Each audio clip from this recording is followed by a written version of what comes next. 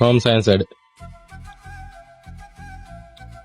මම dancing teacher කෙනෙක් නවත්තලා හෝම් සයන්ස් ටීචර් කෙනෙක්. මට ඒක හොඳයි. ඔය මොක වුණත් අපි මැරෙන්න ඕනේ. දැන් මොකද්ද අපි අද කරන්න හදන්නේ? රෙදි වල ඩිසයින් අඳිනවා. මෙන්න මේවා තමයි අඳින්න දන්නේ. මොනවද මේ වෝටර් කලර්ස් නේද?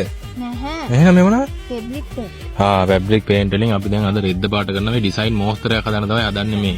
මෙයාගේ. හෙට ප්‍රැක්ටිකල් තියාගෙන දැන් දුක් විඳිනවා. දැන් සිතාරයි මට සතියක් තිස්සේ කිව්වා එන්න කියලා.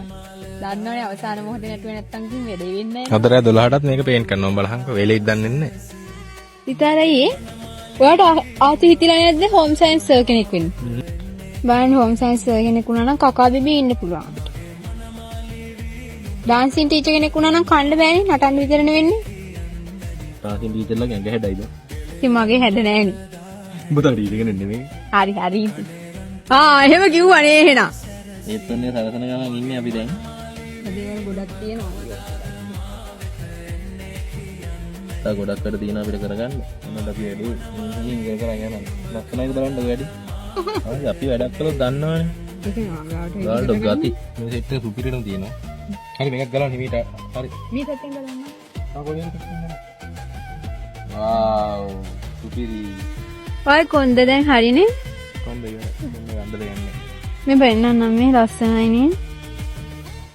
තවත් වෙනක් තියෙනවා අර බෙඩ්ෂීට් එක නෙමෙයි මේ සෙරෙත්ත.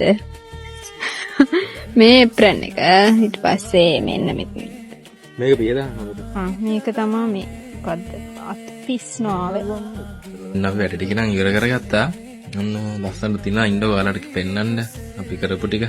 ඔන්න බලන්න අපි හදපු එකක් බලන්න ලස්සනට ඩිසයින් එක දැම්මා ඒකේ. මෙන්න බලන්න එක්කෙනෙක් නම් හැඩ වෙවි ඉන්නවා. ගැට ගහ ගන්න. මේ පැත්තට පෙන්නන්න කට්ටියට. ලස්සනට ඒකත් හදාගත්තා. ඊට පස්සේ මේකත් තියෙනවා. ඔක්කොම ටික අපි ලස්සනට හදාගත්තා. එහෙනම් අදට වීඩියෝ එක එච්චරයි. බයි කියන්න. බයි. බයි.